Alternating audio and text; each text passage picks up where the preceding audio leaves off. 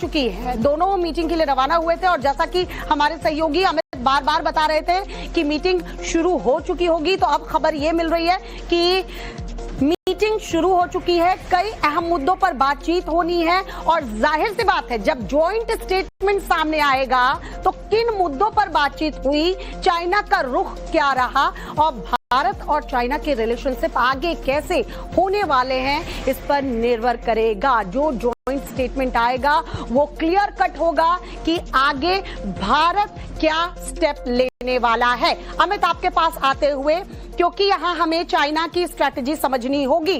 भारत के लिए इंपॉर्टेंट है टैरिफ वॉर के बीच चाइना के साथ ये दोस्ती का हाथ बढ़ाना, सीमा विवाद को भूलिए। और भारत का इतिहास रहा है कि हम चीजों को भूलते हैं। हाँ, बिल्कुल ये नहीं भूलते कि आपने क्या किया था। हम तैयार भी रहते हैं कि अगर कुछ पीछे से हमला हो तो हम उसके लिए तैयार हैं, लेकिन हम चीजों को भूल के, चाहे पाकिस्तान हो चाइना हो, हमने आगे बात बढ़ाई है। लेकिन चाइना का रोल कितना अहम मानते हैं ऐसे वक्त में जब अमेरिका से एक पावर टसल देखने को मिली है चाइना की हमेशा, और इस बार भी वेवर तो मिलता आ रहा है चाइना को, लेकिन बड़ा मार्केट है भारत और उसके बाद आपको अमेरिका को जवाब भी देना है। तो क्या यहां आतंकवाद को लेकर चाइना की तरफ से कोई स्टेप ऐसा लिया जा सकता है ताकि भारत को वो अपने साथ रख सके? देखिए, मुझे लगता है कि जो ट्रस्ट डेफिसिट जिसकी बात मैं कर रहा था कि दोनों देशों के बीच कहीं ना कहीं ट्रस्ट डेफिसिट है, खासकर से जो चीन का रवैया रहा है उसको लेकर, तो मुझे लगता है कि रिश्तों को आगे बढ़ाना है और इस बात को लेकर कहीं ना कहीं चीन भी सहमत है, तभी वो टेबल पर आने को तैयार हुआ है। एक तरह से जो दबाव भारत की तरफ से था कि भैया हम इस तरह की स्थिति में नहीं होंगे कि आप हमारे सीमा पर अपने जवानों को तैनात कर दे और वहां पर हम आराम से आपकी हर बात को मानेंगे, ऐसा वो पुराने वाला भारत अब नहीं है। इस बात का एहसास चीन को हो चुका है।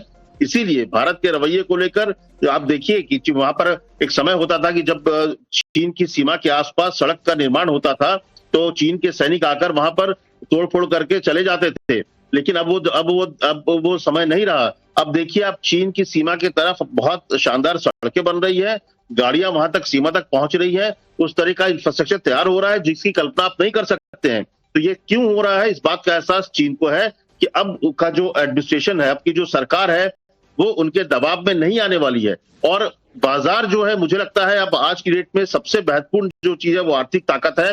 आप सैन्य ताकत कितना ही बड़ा बन जाए, लेकिन अगर आप आर्थिक रूप से मजबूत होंगे तो आपकी का डंका पूरी दुनिया में बजेगा, पूरी दुनिया आपके पीछे खड़ी होगी अगर आप आर्थिक शक्ति हैं। और यही ताकत जो है चीन की है।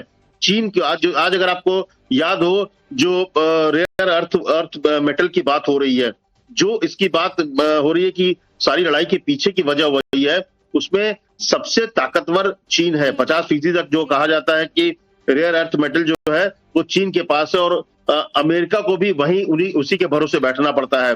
तो ऐसे में दूसरे नंबर पर पोजीशन ब्राजील का है और इसीलिए ब्रिक्स और एससीओ सब जो संस्थान बनी है, ऑर्गेनाइजेशन जो तैयार हुई है, उसको लेकर उनकी चिंताएं बहुत ज्यादा है। और मुझे लगता है कि ट्रस्ट डेफिसिट को खत्म करने के लिए आतंकवाद पर चीन को भारत की तरफ एक नरम रूप लेना पड़ेगा।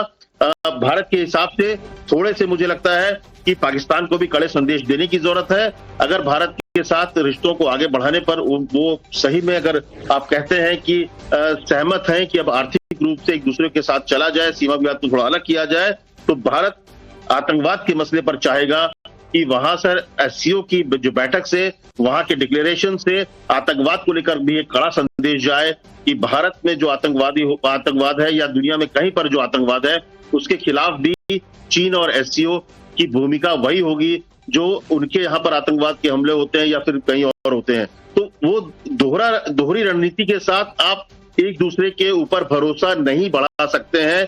इसके लिए मुझे लगता है कि आतंकवाद को लेकर देखना होगा कि चीन का रवैया क्या होता है। लेकिन शायद जिस तरह से 75वां साल है भारत चीन की दोस्ती का, रिश्तों का, और चीन की तरफ से भी हाथ आगे बढ़ाया गया है, भारत भी आगे बढ़ना चाहता है। और ऐसे वक्त पर जब ट्रंप टैरिफ का एक दबाव बनाने की कोशिश कर रहे हैं और भारत उस पर झुकने को तैयार नहीं है, तो अगर भारत, चीन और कल रशिया से भी पीएम मोदी की, पुतिन से भी पीएम मोदी की मुलाकात होनी है, इन तीनों के बीच अगर एक ट्रायंगल वाला जो अब कहा जा रहा है, जिसको लेकर शुरू से एक दबाव अमेरिका पे रहा है, अगर तीनों साथ आगे बढ़ते हैं तो मुझे लगता है उससे बेहतर कुछ भी नहीं होगा, न सिर्फ भारत के लिए बल्कि दुनिया के लिए भी, क्योंकि दुनिया में एक तरह से पूरा ऑर्डर जो है वो हिलाने की कोशिश कर रहे हैं ट्रंप।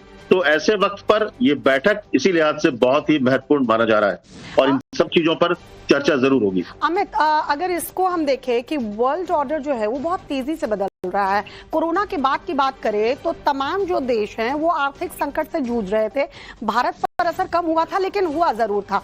जाहिर सी बात है उसके बाद हमने देखा कि जो दुनिया है वो दो धड़ों में बटी हुई नजर आई। एक तरफ इजराइल गाजा का युद्ध देख रहे हैं जो चला ही जा रहा है और दूसरी तरफ रूस यूक्रेन का युद्ध। अगर हम यहाँ देखें कि एससीओ समिट से पहले, और क्योंकि कल पुतिन से बातचीत भी होनी प्रधानमंत्री नरेंद्र मोदी की, जेलेंस्की का बातचीत करना प्रधानमंत्री नरेंद्र मोदी से क्या दर्शाता है? एक तरफ ट्रंप कह रहे हैं कि दोनों देशों के बीच शांति करवाएंगे लेकिन वो कामयाब अभी तक नहीं हो पाए। चाहे किसी तरह का टैरिफ वार थोप ले, चाहे वो डर दिखा ले, चाहे वो रशिया को धमकी देने पे उतारू हो जाए, लेकिन अगर यहाँ मोदी की भूमिका, प्रधानमंत्री नरेंद्र मोदी की भूमिका नजर आती है जो बार बार रशिया को भी कह रहे हैं और यूक्रेन को भी कह रहे हैं कि शांति वार्ता करनी चाहिए, तो ऐसे में किस तरह का रोल आप देख रहे हैं प्रधानमंत्री नरेंद्र मोदी का? जेलेंस्की ने किस होप से बातचीत की होगी?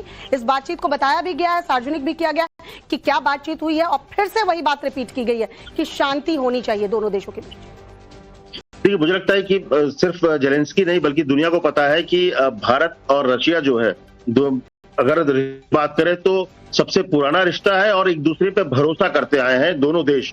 पुतिन और नरेंद्र मोदी दोनों एक दूसरे पर भरोसा भी करते हैं और रिश्ता जो है इससे मजबूत मुझे लगता है कि दुनिया में आपको उस तरह से नजर नहीं आएगा जिस तरीके से दोनों एक दूसरे के साथ खड़े रहे हैं। तो उसकी एक बड़ी वजह शायद ये भी हो सकती है और प्रधानमंत्री मोदी ने इस बात को बार बार कहा है कि वो न्यूट्रल नहीं है, वो किसी पक्ष के नहीं है, बल्कि वो उनका एक पक्ष की तरफ है और वो है शांति। उन्होंने इस बात का कहा है कि वो शांति के पक्षधर है और उन्होंने बार बार चाहे पुतिन